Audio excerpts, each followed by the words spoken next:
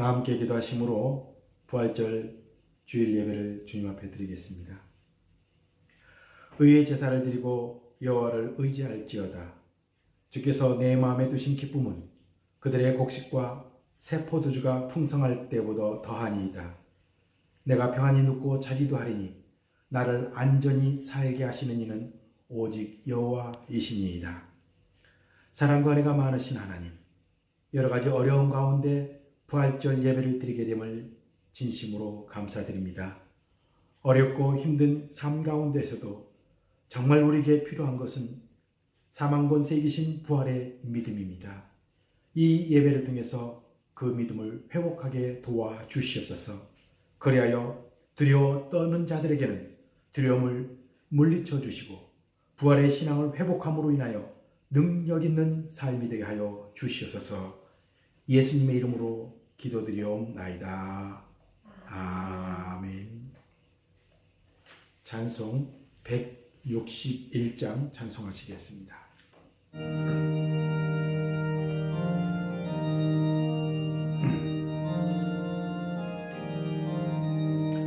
할렐루야, 우리 예수 부활 승천하셨네. 세상 사람 찬양하니 전사와 나가도다.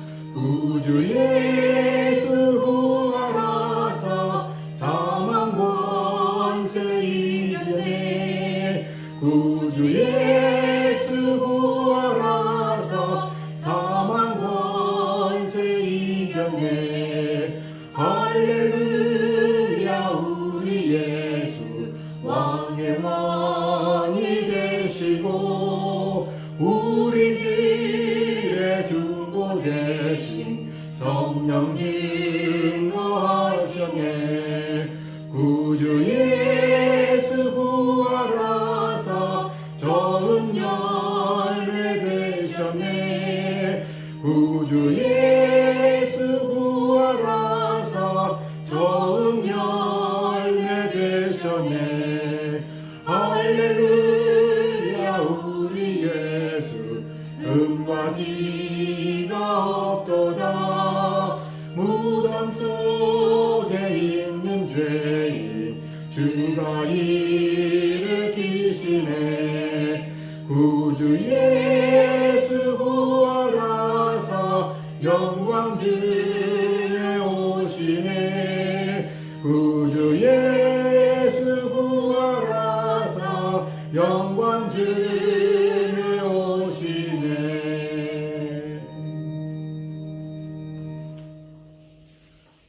다 함께 사도신경을 고백하심으로 우리의 신앙을 하나님께 함께 고백하시겠습니다. 나는 전능하신 아버지 하나님 천지의 창조주를 믿습니다.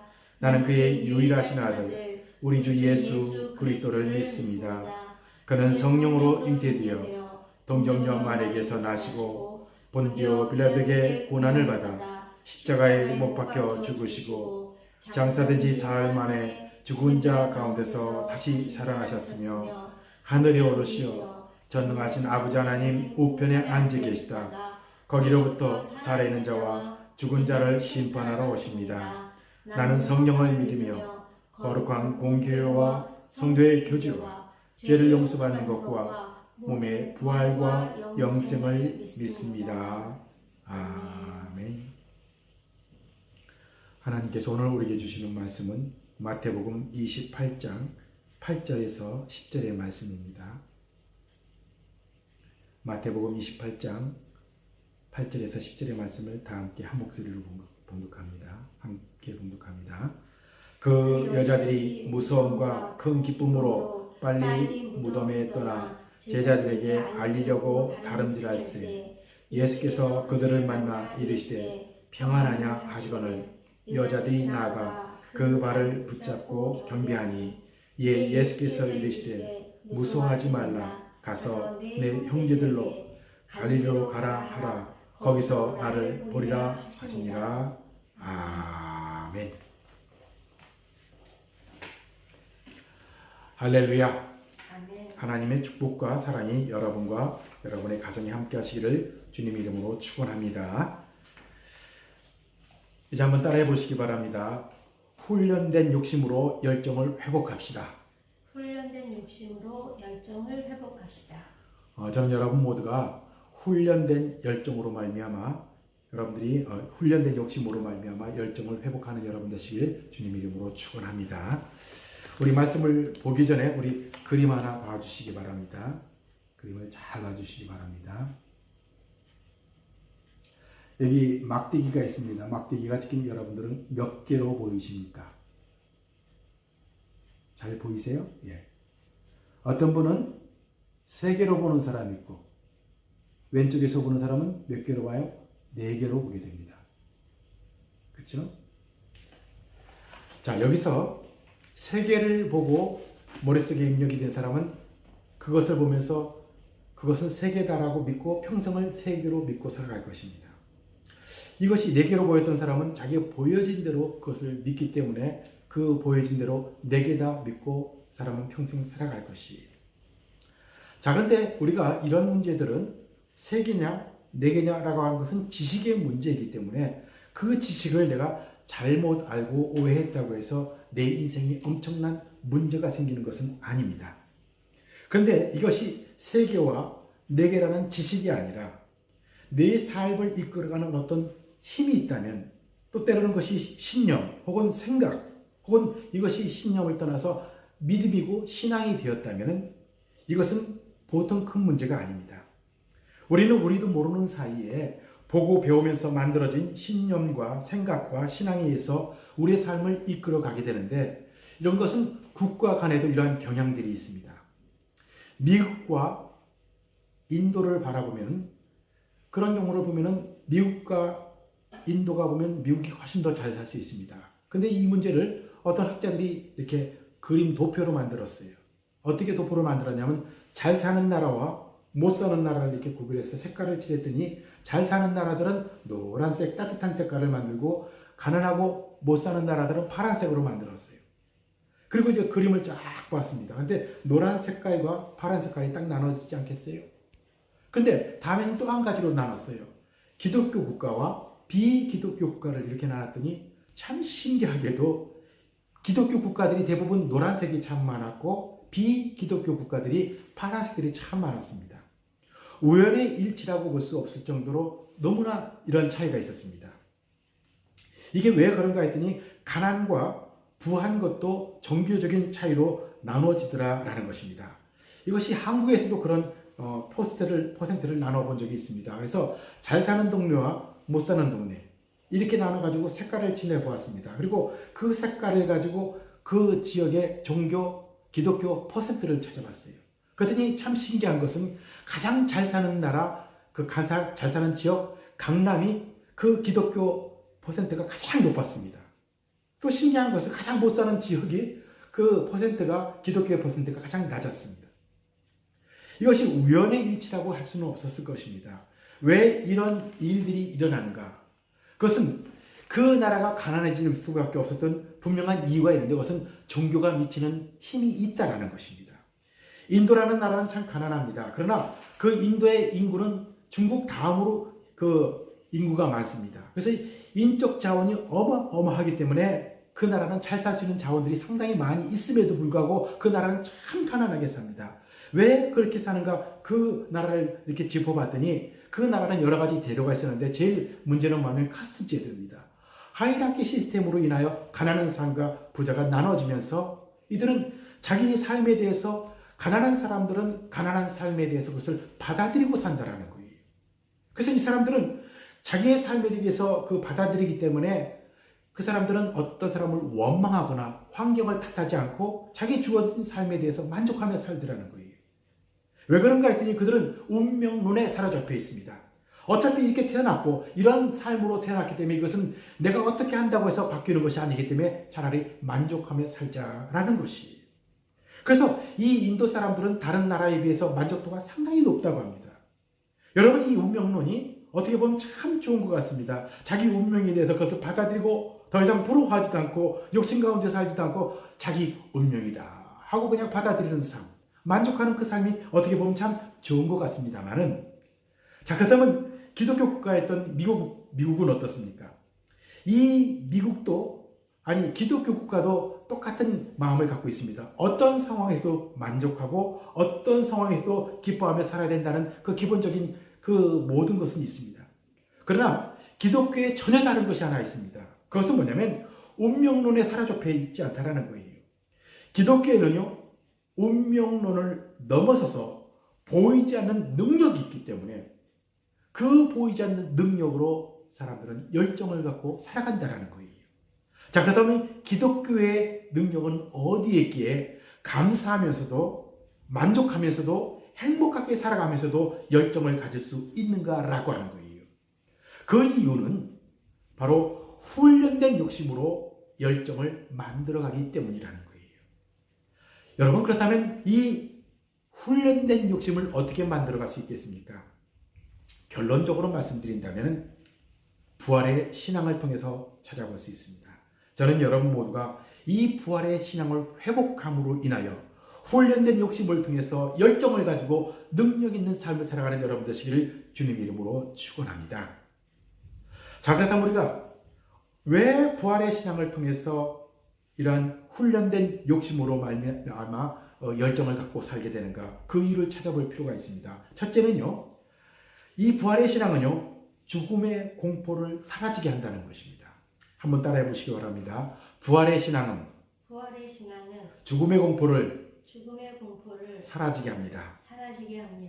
여러분 이 말씀을 믿으십니까? 부활의 신앙의 가장 큰 장점이 하나 있다면 그것은 바로 죽음에 대한 공포가 사라진다는 거예요. 여러분, 이 부활의 신앙을 통해서 하나님께서 우리에게 주신 선물이 뭐예요?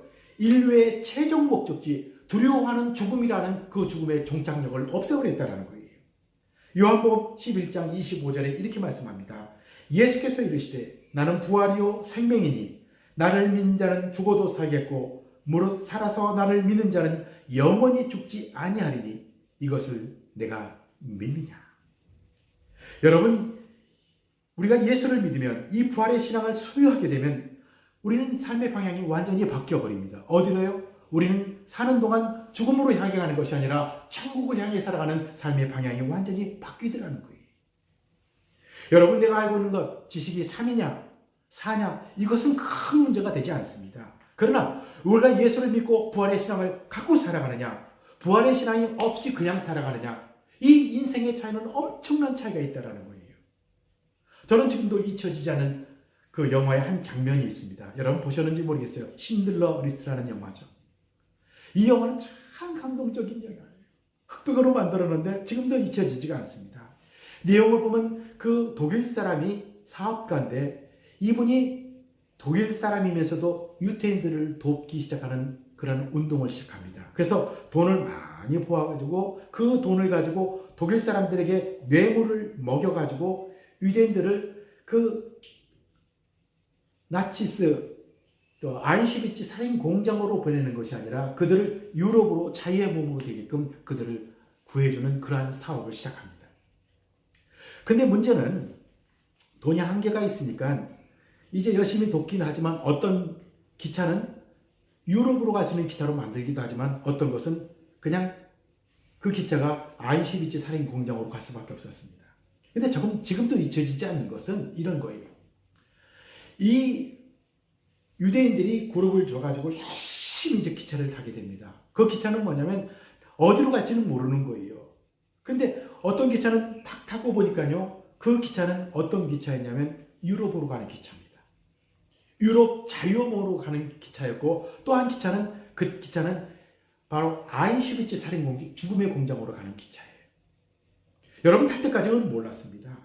타고 나서 그 결과를 알게 되는데 탄 다음에 그 유럽의 자유의 길로 가는 그 사람들이 그 소식을 듣고 서로 부둥켜안고 막 좋아하는 모습이 나옵니다. 근데 그 반대편의 기차는 그것은 아이슈비츠 살인 공장으로 가는 거예요. 막 기대했습니다. 이것이 유럽으로 가는 기차였으면. 근데 막상 타고 보니까 그것은 유럽으로 가는 기차가 아니라 아이슈비츠 살인 공장으로 가는 거예요. 그들의 모습이 얼마나 절망적이었는지 잊혀지지가 않아요. 여러분, 이들이 탈출하기 위해서 수많은 금부지도 갖고 왔고 수많은 먹을 것도 갖고 왔고 좋은 옷을 입고 왔습니다만은 그건 아무런 필요가 없습니다.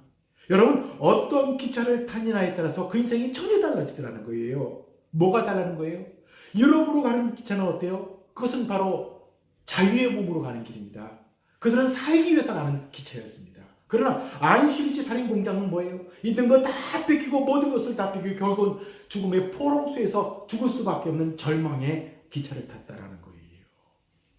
여러분, 이 사람들에게 필요한 것은 무엇이에요? 얼마나 재산이 많으냐, 얼마나 건강하냐, 얼마나 많이 배우느냐, 이거 그렇게 중요하지 않습니다. 내가 지금 어떤 기차를 타고 있느냐, 이것이 참 중요하더라는 거예요.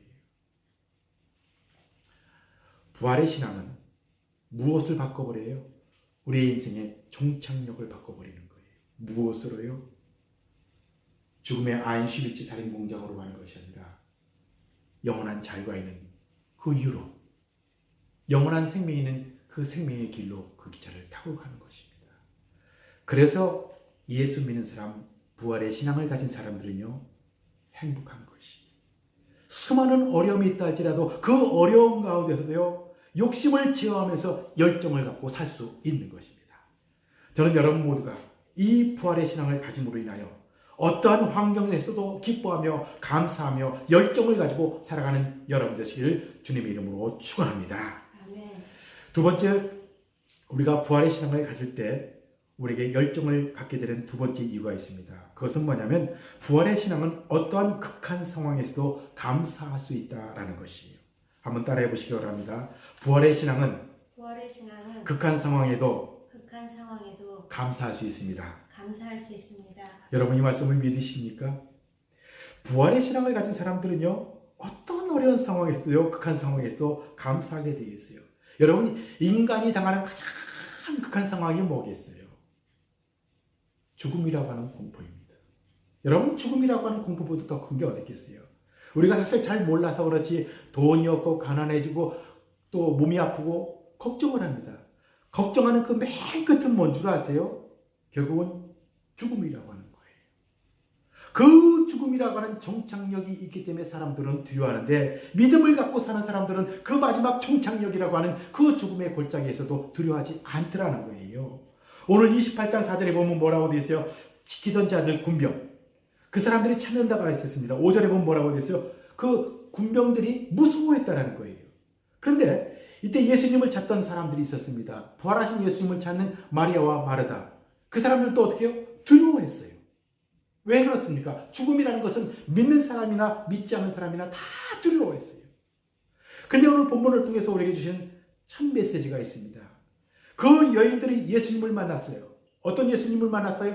부활하신 예수님을 만난 거예요.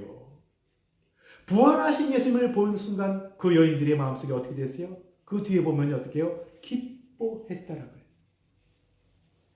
여러분, 기뻐했다라는 것이 뭐예요? 너무나 기뻐가지고 기쁜 소식을 전하지 않고는 견딜 수 없는 마음을 갖게 되는 것이에요.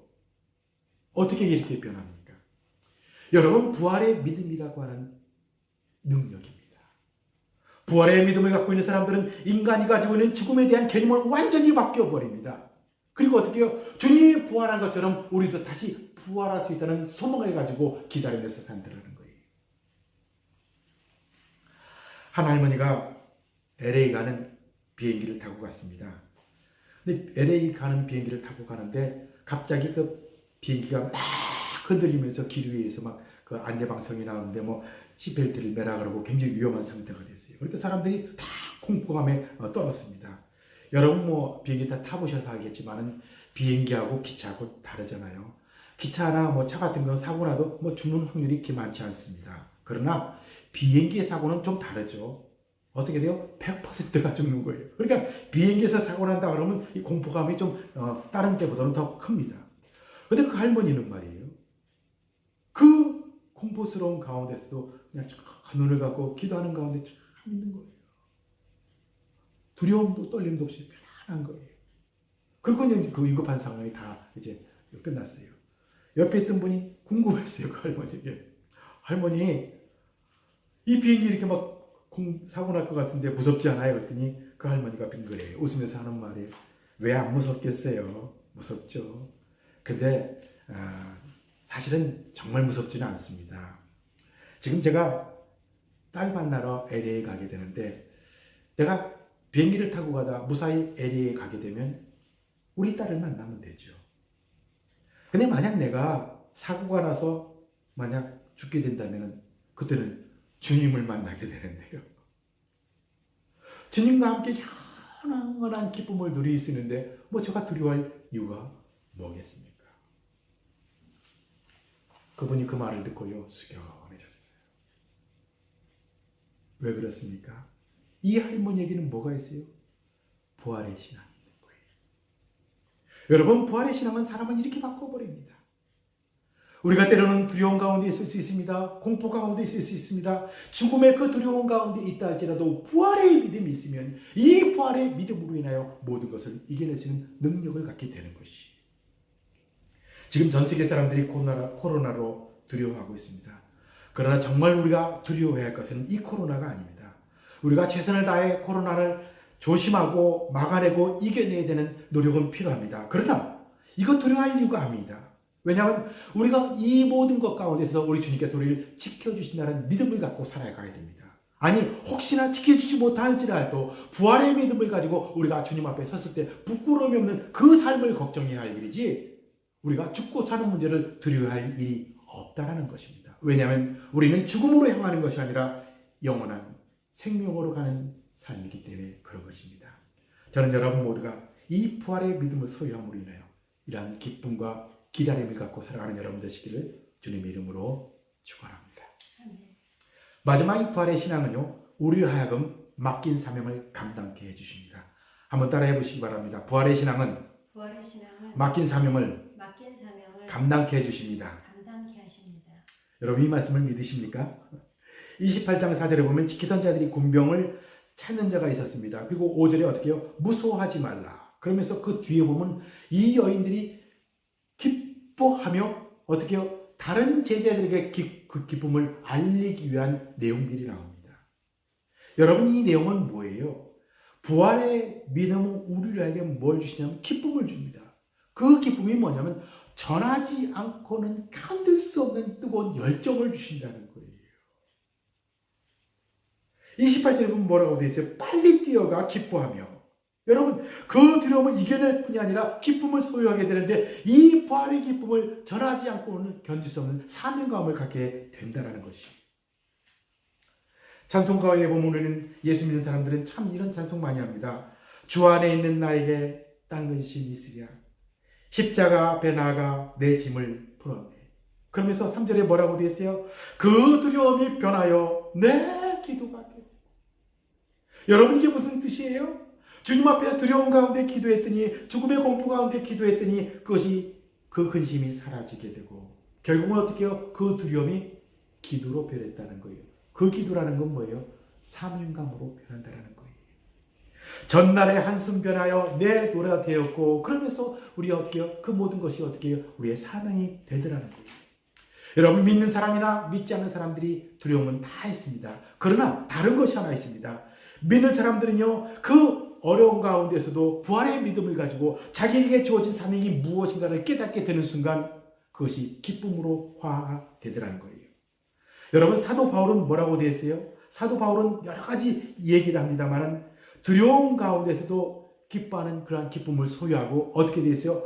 죽음마저도 내 사명을 감당하면 조금도 귀한 것으로 여기지 않겠노라.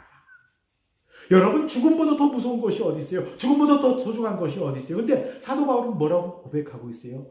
죽음마저도 이기지 못하는 것이 있더라는 거예요. 그것은 뭐냐면 하나님께서 나에게 맡긴 그 사명을 감당하기 위해서는 내 생명도 조금 더 귀한 것으로 여기지 않겠노라. 이렇게 고백하고 있어요. 사도 바울이 처음부터 이런 고백을 한 것은 아닙니다. 다메섹 도상에서 부활하신 주님을 만남으로 인하여 그의 인생이 변화됐습니다. 사도 바울은 말 그대로 공부도 많이 하고 욕심도 많았습니다. 그 욕심을 가지고 출세하는 길로 섰을 때는 인생이 혐오했습니다. 힘들었습니다. 그러나 부활의 주님을 만남으로 인하여 그의 욕심이 정화되면서 무엇에 대한 열정으로 바뀌었어요? 그 욕심이 변하면서 복음을 전하려고 하는 선한 욕심으로 바뀌었어요. 그리고 어떻게 기쁨이 되었습니다. 그래서 얼마나 기뻤냐면 내가 이 기쁜 소식을 전하기 위해서는 내 생명을 조금 더 귀한 것으로 여기지 않겠노라 라고 하는 사명감이 생겼다라는 거예요.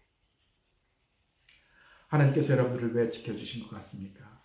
여러분들에게 왜 생명을 연장시켜 주셨습니까? 왜 건강을 지켜주셨습니까?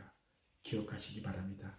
잘 먹고 잘 살라는 것이 아닙니다. 하나님 앞에 예배드리고 하나님께서 여러분들에게 맡긴 사명을 잘 감당하라고 하나님께서 이 모든 환경을 주셨습니다. 그래서 우리가 중요한 것은 뭐예요? 어떤 어려운 환경에 있다 할지라도 하나님께서 나에게 맡긴 사명을 최선을 다해 생명을 다해 그것을 감당해 나가는 것입니다. 저는 올림픽 선수 가운데 가슴 뭉클한 한 이야기를 한 그런 마라토너가 하나 있었습니다. 1968년도 멕시코 올림픽에서 존 스티브 아ኳ리라고 하는 사람이 있었습니다. 제가 비디오가 있으면 비디오를 보여주면 참 좋은데 이 사람은 멕시코 시티의 고도에서 경험이 없기 때문에 마라톤을 하다가 부상을 입게 됩니다. 근데 부상을 입었는데 또 선수들끼리 다니다가 좋은 자리를 이렇게 차지하려고 하다가 부상을 잊어버립니다. 그래서 무릎 다치고 상처가 나면서 그때부터 정상적인 마라톤을 할 수가 없었습니다. 그리고 나서 이제 붕대를 다리에 감고 달리기를 시작하는 거예요. 여러분 이렇게 아픈 상태로 달리기를 시작하는데 결국은 나중에 쩔뚝쩔뚝거리면서 이제 꼬리 지점에 당했는데 1등이 지나간 1시간 뒤에야 모든 사람들이 거의 다 따는 상태에서 1시간 뒤에 질질 끌면서 그 마라톤 꼬리 지점에 왔습니다. 근데 참 신기한 것은 그 사람이 질질 끌고 오는 그 순간 더 많은 사람들이 모였어요. 그러면서 마지막 그 사람에게 인터뷰를 합니다. 아니면 1시간이나 다 지나가서 뭐 꼴찌는 맡아놓은 건데 그럼에도 불구하고 예외 여기까지 이 꼬리 지점까지 왔습니까? 그랬더니 그 선수가 아주 감동적인 이야기를 했어요.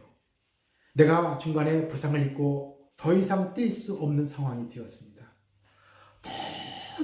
도저히 정상적인 시합을 할 수가 없어서 중간에 포기하고 싶은 마음이 꿀떡같이 들었지만 그럼에도 불구하고 이 아픈 다리를 질질 끌면서 고린 지점까지 온 이유가 있습니다. 그 이유는 왠 줄 아십니까? 내 조국이 나를 이곳에 보낸 것은 나를 중간에 포기하라고 보낸 것이 아니기 때문입니다. 그 말을 들은 순간 수많은 사람들이 숙연해졌어요. 내 조국이 나를 마라톤에 보내면서 중간에 포기하라고 보낸 것이 아니다라는 거예요. 저는 이 선수의 외침이요 이렇게 들렸습니다. 여러분 하나님께서 이 땅에 나를 왜 보내주셨습니까? 때로는 어렵고 절망 가운데 삶 속에서 때로는 몸이 아프고 여러 가지 어려운 상황에서 때로는 포기하고 싶은 그 수많은 상황이 있음에도 불구하고 나를 왜 생명을 지켜주셨습니까? 이 말을 해야 된다는 거예요. 하나님께서 나를 이 땅에 보내주신 것은 나에게 맡긴 사명을 감당하라고 중간에 포기하지 말라고 말씀하셨기 때문입니다. 여러분 삶이 좀 힘들 때가 있습니까? 앞이 보이지 않을 때가 있습니까? 앞으로 나가기에 장애물이 너무 많아서 포기하고 싶을 때가 많이 있습니까? 여러분 힘내시기 바랍니다.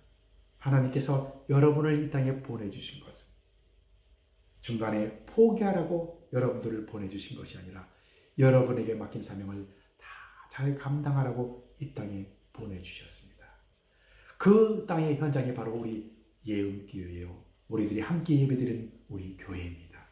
이 교회를 통해서 여러분들에게 맡긴 사명을 잘 감당함으로 하나님께서 원하는 아름다운 열매를 맺고 그 열정을 가지고 살아가시는 여러분 되시기를 주님의 이름으로 축원합니다. 아멘. 기도하겠습니다.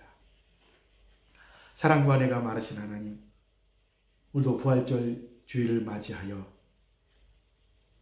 하나님께서 주신 부활의 믿음으로 인하여 열정을 갖게 하심을 진심으로 감사드립니다. 세상이 어렵고 힘든 가운데 있지만 이 믿음, 이 부활의 믿음을 가지고 어떠한 상황 속에서도 기뻐하며 살아가는 저들에게 도와주시옵소서. 예수님의 이름으로 기도드리옵나이다. 아멘. 말씀을 생각하시면서 찬송하시겠습니다.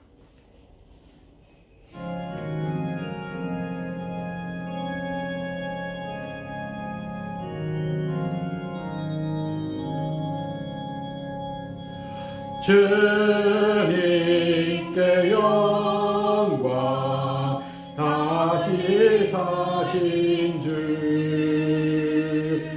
사망 권세 모두 이기시었네.